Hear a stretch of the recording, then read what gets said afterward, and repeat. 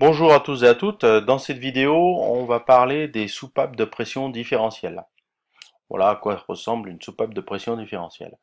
Alors, on a vu dans une vidéo précédente que lorsqu'on a un réseau qui alimente des radiateurs, un circulateur qui alimente des radiateurs, équipé de vannes thermostatiques, on pouvait avoir un problème quand toutes les vannes thermostatiques se fermaient. À ce moment-là, le débit dans le circulateur serait nul, et on sait que le circulateur est refroidi par le fluide qui passe à travers. Donc ça veut dire que le fluide stagne, le circulateur continue de tourner, et le fluide donc va monter en température et endommager le circulateur.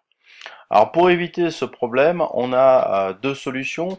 La première solution, c'est de choisir certains radiateurs comme radiateurs de décharge, c'est-à-dire qu'ils ne seront pas équipés de vannes thermostatiques, mais de vannes manuelles.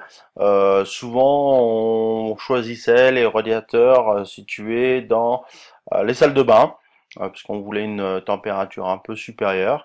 Alors effectivement, si tous les vannes thermostatiques se ferment, ben, le radiateur de décharge prend tout le débit, donc on va être en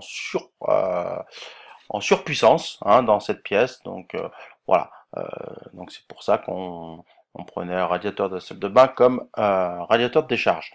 Alors l'inconvénient, c'est que si la vanne manuelle était fermée, ben, on aurait toujours le même problème au niveau du circulateur. Alors, l'autre solution, c'est de prévoir une soupape de pression différentielle, qu'on peut voir ici. D'équiper le réseau de telles soupapes. Alors, l'objectif, c'était quoi? Bah, dès que la pression en sortie de circulateur montait due à la fermeture des vannes thermostatiques, et ben à ce moment-là, la soupape s'ouvre et ça permet de court-circuiter tout le réseau. Alors, on va voir comment ça se passe au niveau du réseau. Alors, on va déjà le symbole de la soupape de pression différentielle. Donc, comme toutes les soupapes, ça commence comme ça, avec un robinet de tarage et commandé par une différence de pression. Voilà. Un autre symbole qu'on peut retrouver, voilà, c'est une vanne avec un point au milieu. Donc, c'est le symbole qu'on va utiliser. Alors, il se place en sortie de circulateur entre le départ et le retour. Voilà, comme ça. Attention au sens, hein, il y a bien un sens. Alors, euh, pour, euh, pour comprendre comment ça fonctionne, c'est pas celle-là. Donc le sens, on le voit ici. Hein, ça c'est sortie circulateur, et là c'est sur le retour. C'était celui-là. Voilà, là c'est un schéma en coupe. Donc on a la sortie du circulateur, et là branché sur le retour. Là on a la soupape avec un ressort de tarage, qu'on règle à une certaine pression. Tant que la pression en sortie de circulateur n'est pas supérieure à la pression du ressort, à ce moment-là, la soupape est fermée. On alimente le réseau. Alors, on va essayer de le mettre sur le côté. Ici, voilà. Donc, ça alimente le réseau. Et dès que les les vannes thermostatiques se ferment, à ce moment-là, la HMT au niveau du circulateur va augmenter. Donc, ça augmente la pression, hein, parce que la pression au niveau du circulateur et la pression au niveau de la soupape, c'est la même. Alors, si on néglige la pression, la perte de charge au niveau de la chaudière. Alors, ça va monter en pression, et donc, eh ben, au-dessus d'une certaine valeur, la soupape s'ouvre. Et on va débiter dans le retour. Voilà. Donc, ce qui permet de toujours avoir un débit dans mon circulateur. Voilà comment on va pouvoir protéger le circulateur contre la fermeture des vannes au niveau du réseau. Alors, au niveau des courbes,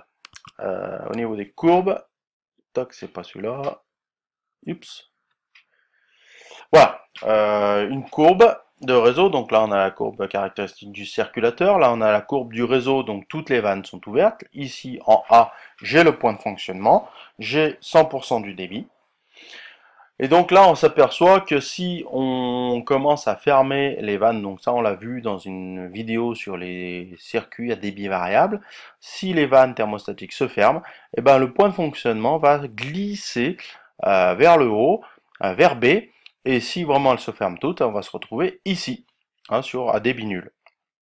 Et c'est surtout pas ce qu'il faut avoir. Donc là, en glissant, qu'est-ce qu'on s'aperçoit? C'est que la HMT du circulateur augmente.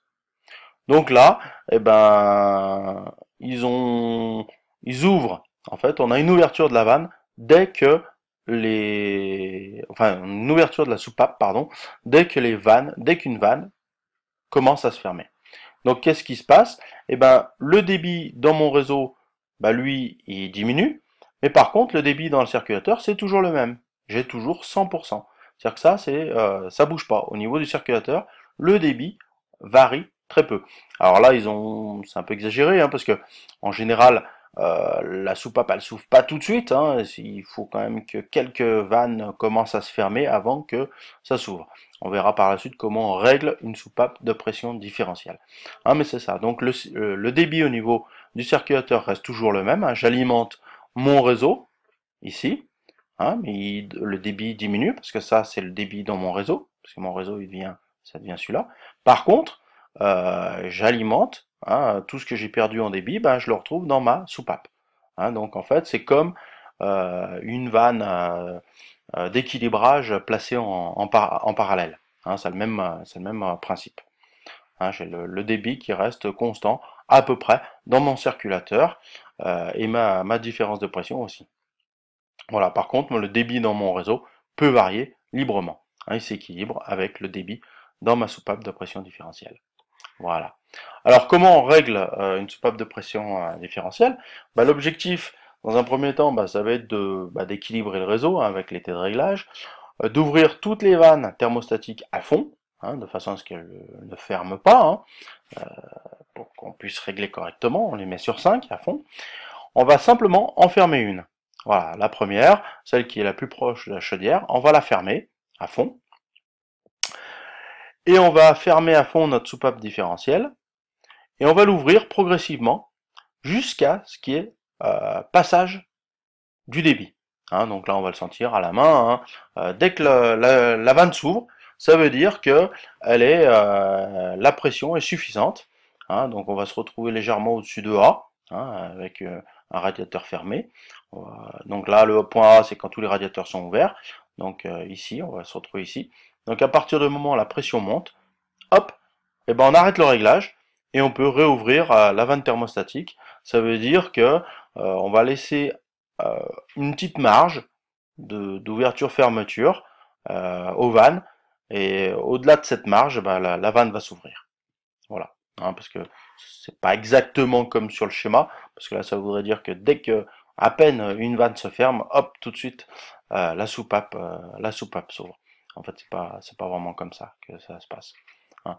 Alors on peut essayer de le faire, hein, on peut essayer de le régler, c'est-à-dire on ouvre toutes les vannes et on ferme la soupape à fond et puis on l'ouvre à peine, et dès qu'on sent que le fluide passe, et ben on la referme légèrement de façon à retrouver cette condition. Voilà. Voilà en ce qui concerne la soupape de pression différentielle. Alors, si vous avez des questions par rapport à cette vidéo, ben, n'hésitez pas. Sinon, bonne journée.